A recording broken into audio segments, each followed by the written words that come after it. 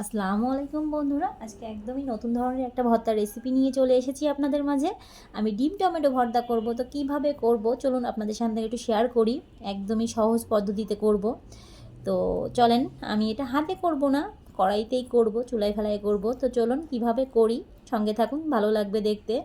আর একদমই স্কিপ করবেন না, প্রথম থেকে শেষ পর্যন্ত দেখবেন, ভালো লাগবে। আর রেসিপিটা একদম অসাধারণ। তো চলুন আমরা রান্নায় চলে যাই।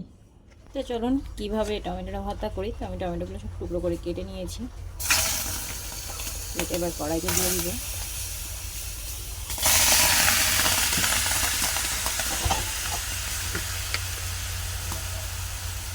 সামান্য লবণ দিব।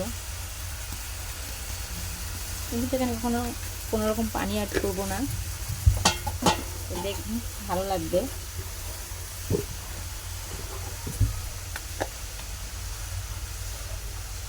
সামান্য হলুদ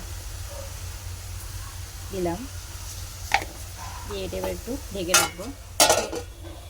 টমেটোর পানি থেকেই টমেটো সিদ্ধ হয়ে যাবে, কোনো রকম এক্সট্রা পানি দেওয়া লাগবে না। এটা সিদ্ধ হতে থাক। তো আমি টমেটো ভর্তা করার জন্য কিছু মশলা নিয়েছি। তো এখানে নিয়েছি 4 কোয়া রসুন, 4টা কাঁচামরিচ, পরিমাণ মতো পেঁয়াজ, আর নিয়েছি 4টা শুকনো মরিচ আর 5 ফোড়ন। এটা দিলে ভালো লাগবে, তো তার জন্য দিব আমি। তো এটা আমি তো হাতে করব না, কড়াইতেই করব, এই জন্য 5 ফোড়নটা দিব। আপনারা চাইলে দিতে পারেন, নাও পারেন, আমার ভালো লাগে তাই আমি দিব। তো সবগুলো আমি সুন্দর করে এটা আমি পাটা ফেলে একটু ছেঁচে নিব, আর মরিচগুলো কুচি কুচি করে নিব। তো চলুন সব কিছু রেডি করে নিই। তো দেখুন কতটা সিদ্ধ হয়ে গেছে। আমি এইভাবে একটু খুন্তি দিয়ে ভেঙে ভেঙে দিব। যারা টমেটো পছন্দ করেন খেতে, অবশ্যই এভাবে একবার বাসায় খেয়ে দেখবেন, ভালো লাগবে আপনাদের। সব টমেটোগুলো সিদ্ধ হয়ে গেছে, একটু শুকিয়ে গেলে নামিয়ে নিব। আর এটা শুকিয়ে গেলে, আর এটা একদমই দেশি টমেটো, আমার বাড়ি থেকে আনা, দেশ থেকে আনা। তো এই জন্য যে 4টা কাঁচামরিচ ছিল সেটা আমি এখন দিয়ে দিব। কাঁচামরিচগুলো দিয়ে দিলাম। তো ভাবতে পারেন এটা কিভাবে ভর্তা করতেছে, প্রথম থেকে শেষ পর্যন্ত দেখুন, ভালো লাগবে। আর খেতেও দারুণ লাগে, না খেলে বুঝবেন না। আর এটা একটু ঝাল ঝাল টক টক হবে। আর চাইলে যারা মিষ্টি পছন্দ করেন, টক ঝাল মিষ্টি মতো করবে। তার জন্য আমি কিন্তু এখানে 1 ফোঁটা পানিও দেইনি। তো কতটা পানি বেরিয়ে শুকিয়ে গেছে। আর যারা টমেটো খেতে পছন্দ করেন এভাবে একবার খেয়ে দেখেন, ভালো লাগবে। আর আমার তো খুবই পছন্দ। আর এখানে ধনেপাতা দিলে তো কথাই নাই, আমার ঘরে সবাই ধনেপাতা খায় না, সেজন্য আমি ধনেপাতা দিব না। আপনারা কিন্তু অবশ্যই ধনেপাতা দিয়ে নেবেন, তাহলে আরও বেশি ভালো লাগবে।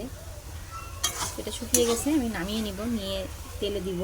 তো সঙ্গে থাকুন কীভাবে করি, দেখলেই বুঝতে পারবেন।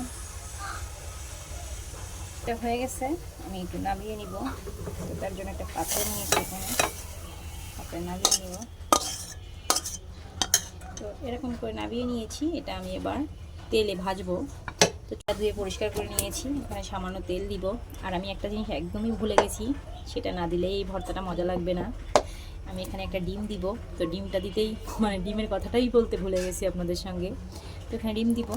তো কীভাবে এই ভর্তাটা করি আসলেই দেখতে পেলে ভালো লাগবে, আর খেলে তো আরও বেশি দারুণ লাগবে। তো এখানে তেল দিয়ে দিলাম, আমি বেশি তেল দিব না, অল্প তেলই দিলাম। তো এখানে দিব প্রথমত 5 ফোড়ন দিলাম পরিমাণ মতো, আপনার যে যেমন খেতে চান সেরকম দিয়ে নেবেন। আর দিলাম শুকনা মরিচ।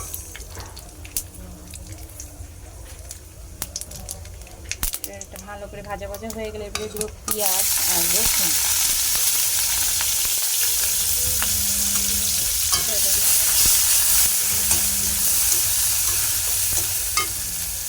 এরকম লাল লাল করে ভেজে নেব, এরকম করে।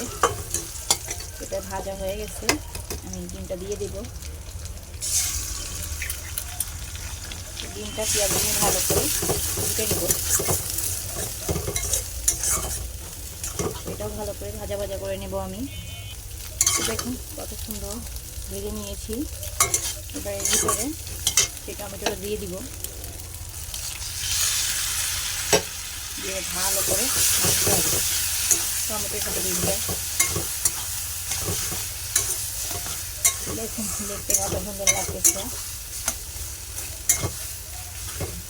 কারা কারা এরকম ডিম ডিম দিয়ে টমেটো ভর্তা খেয়েছেন অবশ্যই কমেন্ট করে জানাবেন। আর আমাদের রেসিপিটা কেমন লাগছে সেটাও কমেন্টে এসে জানাবেন। আমার ডিম টমেটো ভর্তা একদমই রেডি। এখানে যদি একটু ধনেপাতা দেওয়া যেত একদম অসাধারণ লাগতো, কিন্তু আমার ঘরে সবাই খায় না, এজন্য আমি দিলাম না। তো আপনারা যারা ধনেপাতা পছন্দ করেন অবশ্যই এই ভর্তাটায় ধনেপাতা অ্যাড করবেন, ভালো লাগবে। আর কি বলবো, আমার দেখে তো এখনই মুখে পানি চলে আসতেছে, আর খাওয়ার তো অনেক দূরে। এত সুন্দর হয়েছে, আর কালারটা দেখুন কত সুন্দর, আর মাখা মাখা হয়েছে। তো এটা কিন্তু আপনি পরোটা, খিচুড়ি, ভাত, পোলাও দিয়েও খেতে পারবেন, খুবই ভালো লাগবে। এটা আমার মুখের কথা না, আপনারা বাসায় এরকম করে একবার ট্রাই করে দেখবেন, ভালো লাগবে। আর এত কষ্ট করে আপনাদের জন্য ভিডিওটা বানাই, অবশ্যই লাইক কমেন্ট শেয়ার করে আর আমাদের পাশে থাকবেন, আর আমাদের চ্যানেলটা সাবস্ক্রাইব করে দিবেন। এটা আমি নামিয়ে নিব, তো পরে দেখাচ্ছি আপনার। তো দেখুন কত সুন্দর হয়েছে, আমি একটু কাছ থেকে দেখাই আপনাদের। তো দেখতে কত সুন্দর লাগতেছে। তো এভাবে একবার বাসায় ট্রাই করবেন, রাতে রুটি দিয়ে খাওয়ার জন্য কিংবা সকালে ভাত দিয়ে খাওয়ার জন্য, রুটি দিয়ে খাওয়ার জন্য ভালো লাগবে আপনাদের।